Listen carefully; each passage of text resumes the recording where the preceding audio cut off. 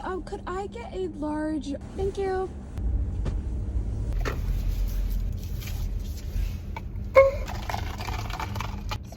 I feel like the sun is staring into my soul today. I have parked, I'm on campus. It's currently 9:05 a.m. I have class from 10 to 11 today. So I don't know what this video is going to be about exactly. I don't know if it's going to be balancing my life as a writer and a student, or if it's just going to be a straight writing vlog. But either way, hello, welcome.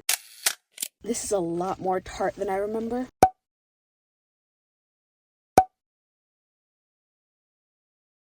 So I went back to the very beginning and I started adding in, well, I started tightening things up first, and then I started adding in like sensory details, description, more internal monologue, narrative, interiority. I've also been adding in more dialogue in general, but I also deleted a lot of stuff. And then I actually went back and set up a couple of mysteries. They're not like really big mysteries, just stuff that I can carry into the second act, and then more stuff will be revealed in the second act, and it'll hopefully carry us through to the end. But today is Monday and I'm gonna spend the rest of the day just finishing up those edits for act 1, and then after that I'm going to lock away act 1 and I won't be able to touch it. Now, I did the math like yesterday. I need to write around 30,000 words, give or take, but I'm gonna try to not focus on that right now and just try to get everything that I need to get done. And then towards the end of the month, I'll probably do like 3 10Ks back to back, and hopefully that'll get me over the edge. But if it doesn't, I'm gonna carry this project over into April, and I know for sure that I can get it done in April. But yeah, let's go to class now, and then I will go to the library and get some writing done. Should I be spending this time studying? Probably.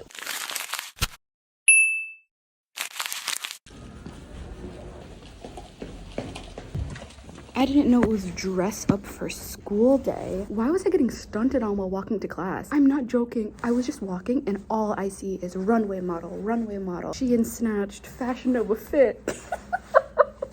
Oh my god. But I'm done with class and I booked a study room. Oh my god. I think I got like one of the last ones.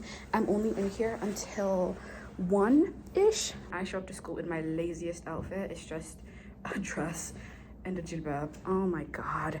Plus, I would have tried if I'd known. If I'd known, I would have tried. I had an exam today in class, and tell me why I almost laughed out loud like 600 times.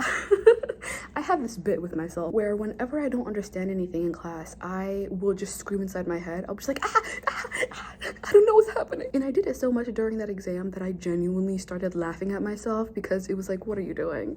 What are you doing? Only by God's grace am I going to be passing that exam, dude. I did not study at all, which I know is really bad, but at the same time, like, y'all, I had things to do. Anyways, I booked this room to talk to you guys, but also to write. So like I said, I have been going back and like editing my word count and stuff, and because of that, my trackers are all just like mixed up and wrong.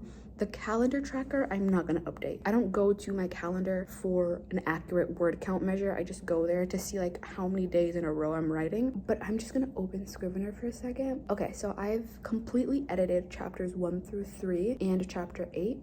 I'm gonna work on chapters 4 to 7 and just like flesh some stuff out, change some things around. Yeah, do you want me to read you a portion of the book? Okay, wait. Okay, so I got this microphone so that I could be able to talk in public without like disturbing people around me. Okay, so let's start with chapter 2. This is the introduction to Mina, and it's called The Proverbial Final Straw. Let me actually go to Notion and read you the summary of the chapter. Mina is irritated, cousin is being annoying, Nura's not speaking, so she decides to become a supervillain and immediately faces consequences. So the cousin is the cousin that I was talking about 2 videos ago in my brainstorming video. I'll link it down below. Oh my god, self-plug. But I named him Ansari. So I went through chapter 2 and I highlighted some bits that I wanted to share with you. It's just a couple snippets. So this is the first 2 opening lines to the chapter, and also the introduction that we get from Mina. Daydreaming about murder is not how I wanted to spend my day. I have too much work to get done, a never-ending list of chores and tasks to complete, and an ever-growing line of contractors and receptionists to speak with. My mouth twists as I unpin my hijab, tighten it, and pin it back into place. So this is one of those details that I added in afterwards, and it's one of those things that I definitely would appreciate in a book, regardless of what kind of hijab that you wear, like whether it's like a jilbab or a different kind or like a khimar. It's still one of those things that you can relate to as a hijabi. And the way that she decides to become a supervillain is by giving everyone a job. She gives Nuda a task that is actually a reference to the last chapter, and she tells Ansari to go fix like the flickering light outside, like just to go replace the light bulb. And she turns back to finally work on her stuff, but then she hears like a bang and a yelp. Walking outside, phone in hand, I'm ready to see Ansari's wide-eyed corpse lying beneath the ladder and a pool of blood seeping into the cement, bested by a goddamn squirrel.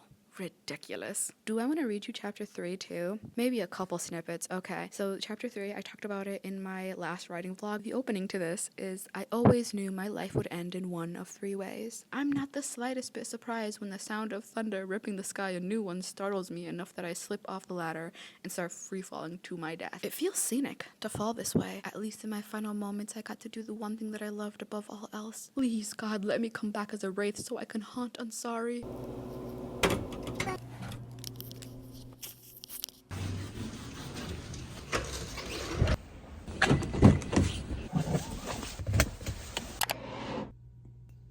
Hi, it's Tuesday. I didn't really feel up to filming yesterday when I came back from campus, but I did end up finishing Act 1 edits, so yay. I already started working on Act 2 this morning, and my plans for the rest of the day are just to get as many words as I possibly can. I'm not going to give myself a goal of any kind, but I do have a specific threshold, and if I can get to that point, I'll be very happy. But real quick, before I get into the writing session, I wanted to chat with you about POV. So something that I noticed while editing Act 1 is just how distinct these two characters are, Mina and Noura. Writing a dual POV novel and writing it in first person is very hard. It is for me, at least. And while I haven't written first person in about 6 years, I have written other dual POV novels in third person, and I find that it's just easier in third person. And my troubles come from just having two very distinct voices and distinct styles of writing within the same book for two different characters. And I thought that this would be especially hard because they're best friends, and yes, they're different, they have different perspectives, they come from different backgrounds, but they also have a lot of similarities, and I thought that that would be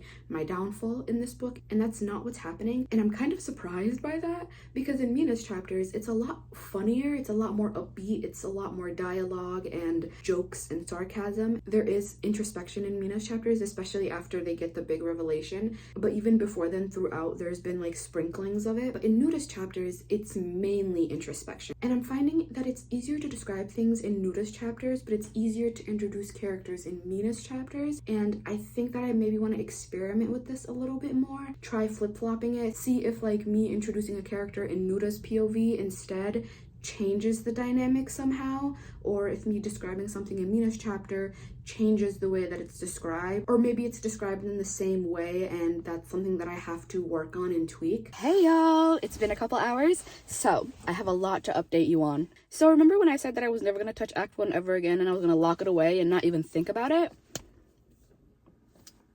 Well, I thought about it, but I did it for science, okay? So I went back to chapters 3, 4, and 5, and I decided that I was gonna try and like do the whole flippy floppy POV thing that I was talking about like a couple seconds ago for you, a couple hours ago for me. So chapter 3 is in Mina's perspective, chapter 4 is in Nuda's perspective, chapter 5 is also in Nuda's perspective, or it was in Nuda's perspective, but I switched it. Originally in chapter 3 is when we get the Hamza introduction, and I changed it. I made it so that Mina doesn't really recognize who caught her, and also she lost her glasses earlier, so I mean it works. And then in chapter 4 we get the actual Hamza introduction, and it's from Nuda's perspective. And let me just tell you, Hamza in Mina's perspective versus Hamza in Nuda's perspective are two different people. They are two completely different people. Oh my god, first of all, he's British, he's the former captain of the debate team, he's a future surgeon. There were so many little details about Hamza that I figured out in Nuda's perspective that I never would have gotten in Mina's perspective. It's like blowing my mind, honestly. So I ended up cutting words from chapter 3 and adding them to chapter 4, and I completely scrapped chapter 5 and I rewrote it in Mina's perspective. Chapter 5 is a lot of description of the house, and I was able to get so much of Mina's backstory just from her describing her aunt's house. And we also introduced Asma in this chapter, which 10 out of 10.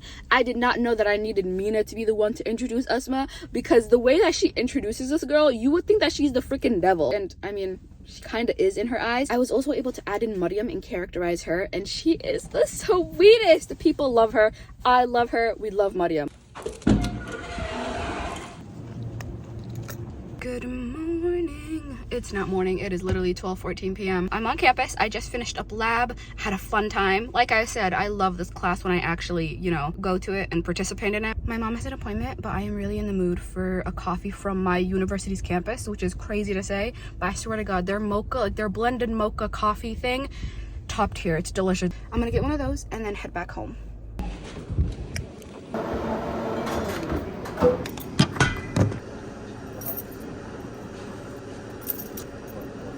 Thank you. Here it is. Oh my God. Doesn't this look delicious? Ugh, it does. The answer is yes, it does.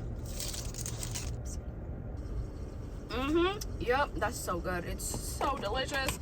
Alhamdulillah. Okay, I'm gonna head home now and I'm gonna listen to my audiobook. I'm in between a couple of different books right now. 3 of them are like rom-coms. Tokyo Ever After, an Abby Jimenez short story I don't remember the name of, and Sorry Not Sorry. And then I'm currently listening to one fantasy book called Hotel Magnifique. Based on what I've read for all of them, I like them. I'm not too far into any of them, so I don't have any definitive opinions, but I'm gonna go listen to those and I'm gonna drive home. Hi, I'm sitting in a parking lot. I'm waiting for my brother to come out of PT, but look what I made. It's another aesthetic, so I will pop up an actual picture of it, but I made 4 aesthetics in total. 2 of them are for Hamza and the other 2 are for Idris. I really only made it because I was sitting in a parking lot and I was bored and I had my laptop. I did like the traditional, quote-unquote traditional, 9 boxes, 9 squares, 9 photographs, and then I condensed it down to 4 of the most important pictures and the most important quote in the middle. Now, I could talk about this in a very pretentious way. I'm not going to because I've used all my brain cells for today. Also, definitely gonna make aesthetics for Mariam and Asma and Heidi and Sahar when they're introduced. But I think I'm gonna sign off for this vlog.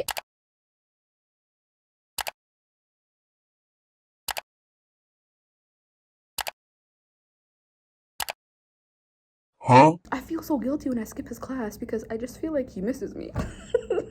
Huh? Reading is so much work.